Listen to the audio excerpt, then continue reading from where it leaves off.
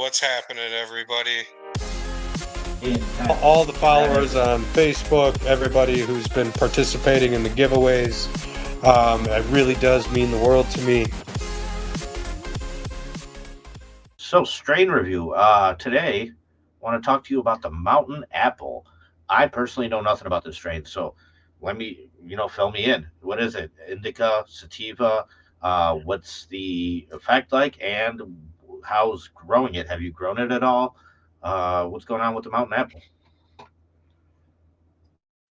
Man, the mountain apple's so good. I'll tell you, the terps on the mountain apple were incredibly loud. Just like you'd open that jar and the whole room would know about it. You know what I mean? And it was both both phenotypes that I ran of it. I bred with it first, and then I ended up running it afterwards. I ran it out just to make sure which one I liked better. And that's the one I'm actually growing right now in the group. Um, and that's the number 4. The number 4 was really nice. It had a beautiful black to gold leaf fade, and man, super, super stinky. Um, it's just this crazy, like, funk, this rancid funk. So a little bit of backstory on it. Um, I was looking for an apple strain to breed with. I was like, man, I really want an apple strain. Hearing about all these apple strains, and I'd never had the apple terp yet. I'm like looking for that. And I have a cousin who was doing some traveling work, and he ended up going out to Portland, Oregon, and he was working out there, and I'm like, hey man, you're in like the mecca, see if you can find me one of them apple strains. I give you the cash, whatever. And he's like, I got you, I'll see what and he ended up going all around, stopping at all these different shops that they have out there, and everybody eventually pointed him towards Archive. And Archive is a breeder who's well known for his amazing strains. Like, think he did the RS11, I want to say, and he does a lot of work with the Skittles and a few other things. And he's really about preserving the old school kind of genetics, the stuff that really has made a lot of the strains that are available now. And one of the ones he's held for such a long time is this Pacific Northwest dog shit clone that he's been, I guess, running for like 20 years, is what it says on the website. After I went and looked up some info about it. But yeah, he was out there, and he went to Archive, and they told him, if he's looking for an apple strain, this one's up my alley. And anyway, so he brought it back, and I popped it, and I was just gonna put it in season 3 as like the females or whatever. I wasn't really looking for a male really of it, to be honest. And I ended up using the male because I was actually gonna use like a banana burger mousse, but wasn't like a super big fan of the pheno, and nothing was really like standing out. And I was looking at all the males, and the mountain apple, I went to go do like a slight defoliation, because when you defoliate, you can really kind of get a good smell for it. You start rubbing your fingers on the stems and the leaves, and that's where you get your first real good smell of the plant. And that mountain apple, man, those leaves stuck right to my hands, like in veg, like so sticky, the leaf stem. And it was a male. It wasn't even a female. And I was like, okay, if oil production is the goal, this is the one we're going for. And was super impressed with the smell on it. It had this crazy kind of funky smell to it, and very unique. And I was like, okay, I'm definitely going to use this. This is a really interesting kind of male. I usually, you could see a little bit of frost on the male, but it's not like they're sticky ever. Like, at least not the ones that I've kind of hunted. And I was really excited about it. I was really excited about it. And I was excited that he had, brought it all the way back from there. And the lineage on it is Pacific Northwest dog shit crossed to Zittles. And then that's crossed to the Moonbow number 112, number 60. And the Moonbow is also a cross of the Zittles. So it has Zittles on both sides for those terps.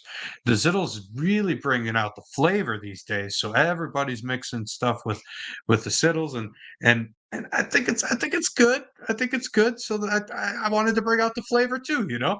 So I mix that with everything, trying to up the terps on everything and trying to bring that stickiness to everything. And I just really thought that male was going to just knock it out of the park. And so far in all the test rounds, everything's looking great. So been really happy with what it's kind of brought to the table as far as me choosing it as a male.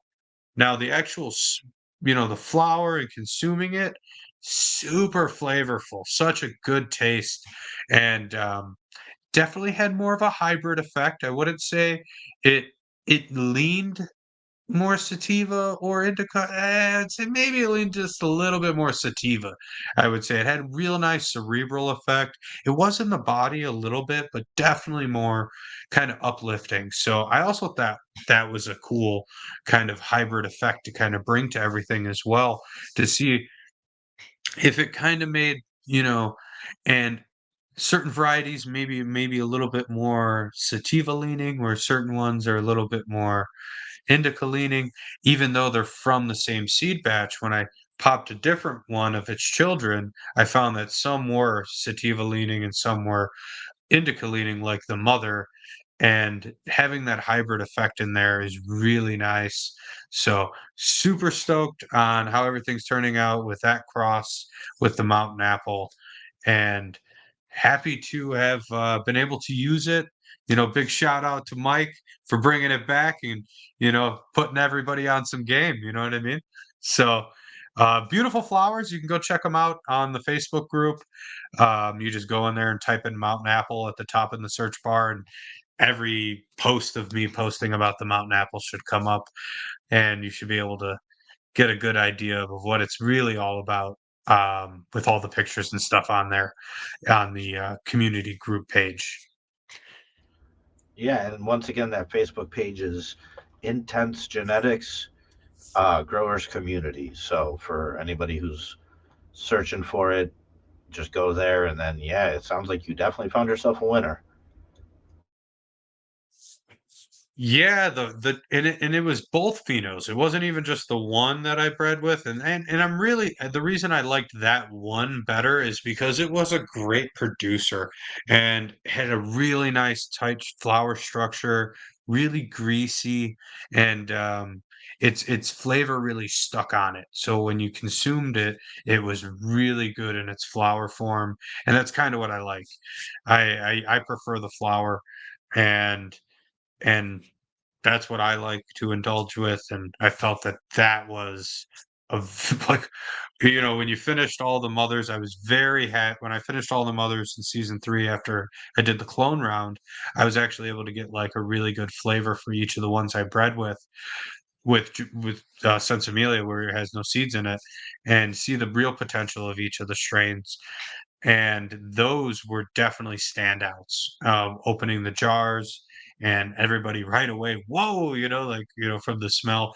I didn't really get the apple terps I think I was after from that strain. I don't think it brought a lot of apple terps with it. I think it really leaned into that dog shit because it has this funky, gassy kind of, like, really unique kind of smell, but it's not your typical gassy, rocket fuely kind of smell. It's or diesely smell. It's really a unique kind of funk. And yeah, it really brings a really cool, really cool stuff to the mixes and the crosses. Everything so far has been really tasty. So I can't argue with what it's bringing to the table. Yeah, definitely back in the day when I grew a plant that had a strong scent like that. I remember going to a poker game, and I took one of the big nugs and I just put it in a jar. And when I was at the poker game, I just undid the jar, and I was hoping to maybe make a couple connections here, and yeah, it raised some eyebrows. I know we met a couple mutual friends. I don't want to say any names or anything, but some people that we wound up dealing with for edibles and things like that, and being able to learn from them and whatnot. But that all started with me pop in a jar some really, really stinky stuff. Yeah, it's always a good feeling to watch people around the room being like, "Whoa, what's that guy got?" You know? Oh yeah, you see the eyebrows start peeking up, and and everybody's like, "Whoa, who's got that? What's going on?" And it's always a good feeling because especially if you did it yourself, and you're bringing something like that to the table, it's a really good feeling to have people, you know, perk those eyes up, and they're excited about something you have, and you should be excited too, man. Like if you're making eyebrows go, it's like, okay, turning heads a little bit. They could smell it, they could smell it for sure. It's nice when it's loud like that. Okay, so once again, that strain is Mountain Apple, and for anybody who has any of the season 3 stuff, that's what that was crossed with, correct? Yeah, that was the stud male that I chose to hit all of the females of season 3, including the Mountain Apple females as well. And I'm working on actually growing the F2 and testing it right now. I have 3 females, so I'll get a really good idea of the phenotypes that it's going to be showcasing. So, yeah. Cool, man. And once again, the Facebook group is In-tents Genetix Growers Community. Anybody has any questions or anything like that, just go on there, join the group and ask away, or even just direct message In-tents. So thanks for your time, everybody, and thanks for your time, In-tents. Appreciate it.